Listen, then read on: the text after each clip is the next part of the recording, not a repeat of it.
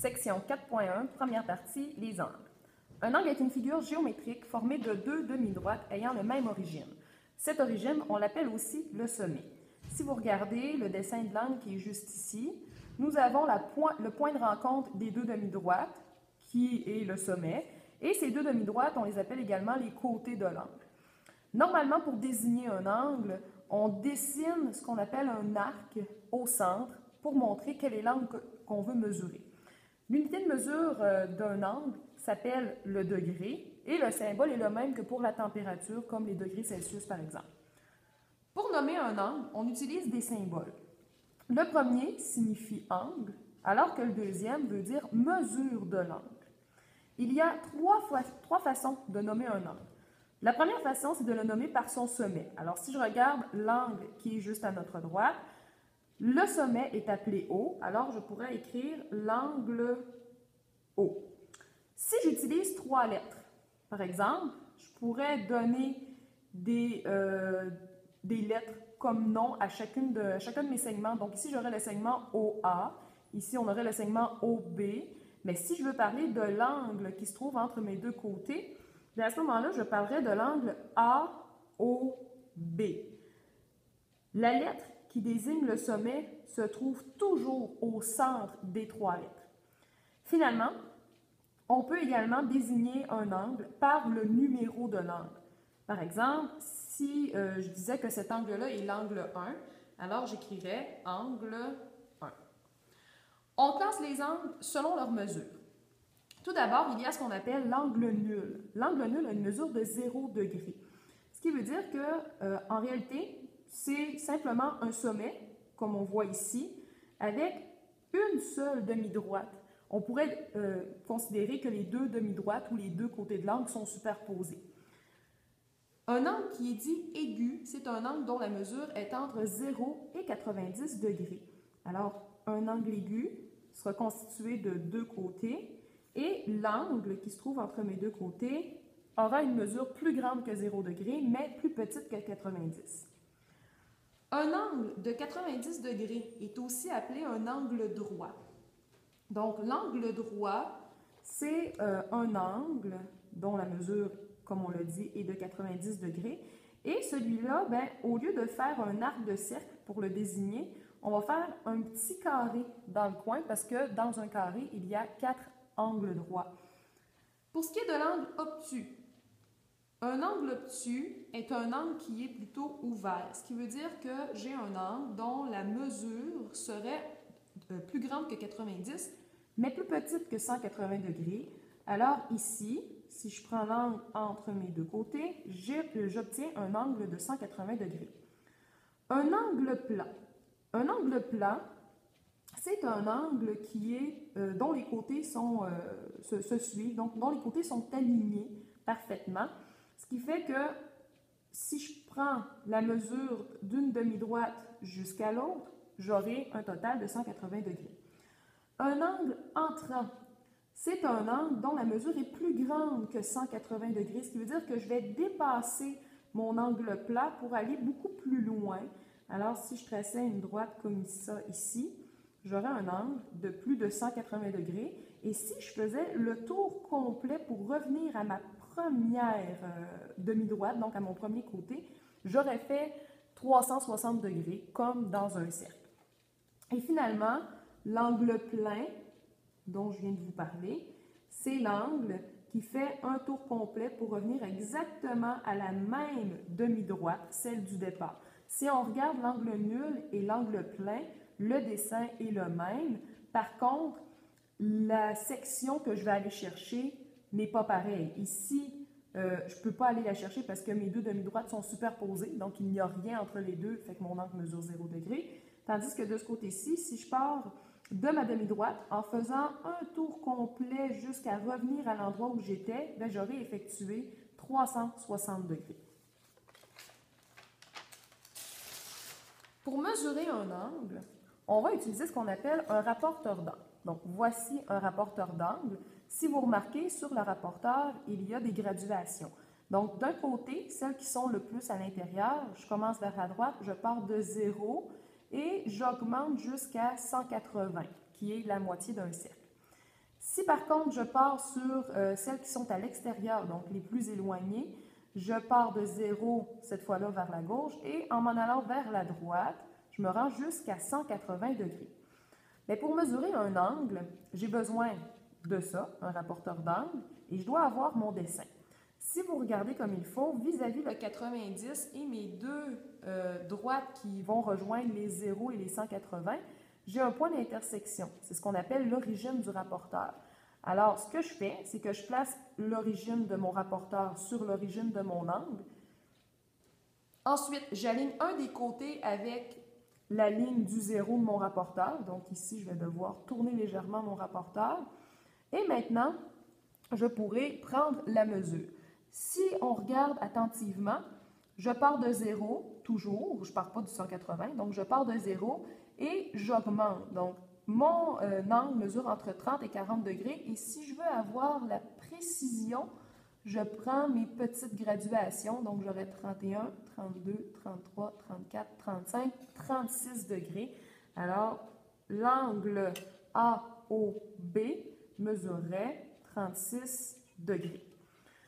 Si j'y vais avec mon angle numéro 2, l'angle MNP, si on regarde comme il faut, mon sommet est désigné par la lettre N, alors c'est pour ça que c'est celle-là que j'ai au centre.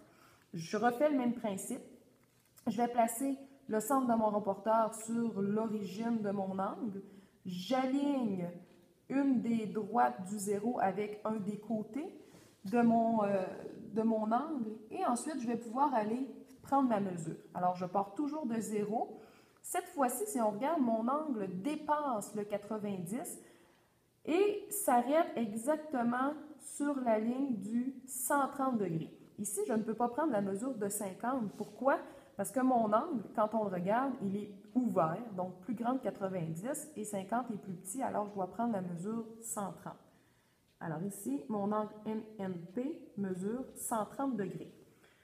Finalement, une des dernières possibilités, c'est d'avoir un angle rentrant.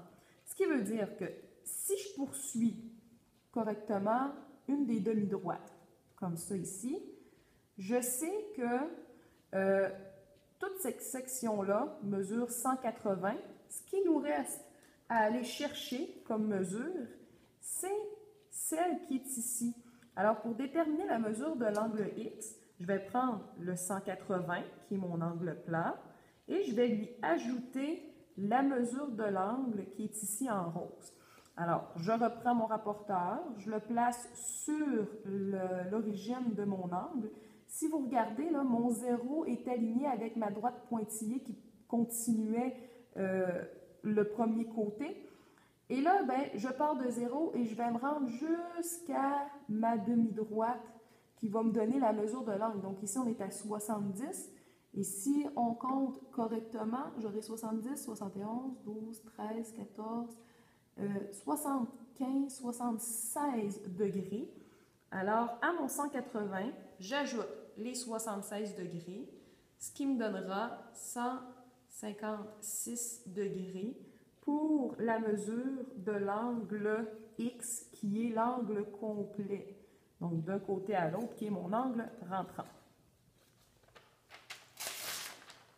Pour ce qui est de construire un angle, 4 petites étapes. Premièrement, ça nous prend un rapporteur d'angle, comme on avait tout à l'heure. Deuxième chose, je dois tracer une première demi-droite à partir d'un point, qui sera mon sommet. Et cette première demi-droite-là va représenter en vrai le premier côté de l'angle. Ensuite, je vais utiliser mon rapporteur, je vais le placer, le sommet du rapporteur, sur le sommet de mon angle. Et à l'aide des graduations, je vais déterminer l'angle voulu et faire une petite marque pour repérer l'endroit où j'ai la mesure désirée. Puis finalement, dernière étape, je vais tracer le deuxième côté de l'angle à partir du sommet jusqu'à la marque que je viens tout juste de faire pour la mesure. Alors, si je veux tracer un angle de 30 degrés, premièrement, j'identifie mon sommet. Donc, je pourrais dire que c'est le sommet haut. Je trace une première demi-droite. Si on la fait à l'horizontale, c'est toujours plus facile ensuite pour faire le reste. Donc, une première demi-droite, ça, c'est mon premier côté. Je prends mon rapporteur, je le place sur mon sommet, donc le centre de mon rapporteur sur le sommet de mon angle, Et là, je vais partir de 0 et je vais aller chercher l'angle de 30 degrés. L'angle de 30 degrés ici, il est vis-à-vis l'angle de 50. Je me fais alors une petite marque et finalement, je trace la deuxième demi-droite qui va passer par le sommet et par la marque que je viens tout juste de tracer. Et on obtient un angle ici de 30 degrés. Si je veux tracer un angle de 145, bon, un angle de 145, même principe. Je pars d'un sommet, je trace une première demi-droite, comme ça ici. Ensuite, je prends mon rapporteur d'angle, je le place sur le sommet que j'ai dessiné tout à l'heure et aligné parfaitement le 0 avec le premier côté. Et on voulait un angle de 145. Donc, si je pars de 0, je dois tourner jusqu'à ce que j'arrive à 140. Et ici, je vais devoir compter 5 unités. Donc, 1, 2, 3, 4, 5. Mon 145 est juste là. Finalement, je vais tracer la deuxième demi-droite, donc le deuxième côté, aligné avec ma petite marque. Et j'obtiens un angle de 145 degrés. Pour un angle de plus de 180, comme dans ce cas-ci, 210. Première chose à faire, comme toutes les autres, je dessine un sommet et ensuite je vais tracer une première demi-droite, donc mon premier côté. Cette demi-droite-là, si on l'avait poursuivie de l'autre côté, j'aurais eu un angle plein de 180. Alors, pour passer de 180 à 210 degrés, je dois déterminer quelle est la différence. Donc, 210 moins 180 degrés. Je dois aller chercher un angle de 30 degrés. Alors, cette fois-là, au lieu de partir donc vers le haut, je vais partir vers le bas. Ce qui veut dire que de mon centre, de 0 jusqu'à mon autre 0, j'ai 180 degrés. Si j'ajoute un 30 degrés vers le bas, bien, 180 plus 30 me donne 210. Alors, j'aurai mon angle de 210 degrés, juste ici. Autre possibilité, c'est que un tour complet, c'est 360 degrés. Donc, on aurait pu faire le contraire. 360 degrés moins 210, ça nous donne 150 degrés. Alors, j'aurais pu mesurer avec mon rapporteur d'angle, ici, un angle partant de 0 jusqu'à 150. Fait que si on regarde, le 150 correspond bien au 30 qu'on a tracé tout à l'heure. Alors, de ce côté-ci, j'aurai un angle de 150 degrés, ce qui veut dire que de l'autre côté, mon angle serait bien de 210.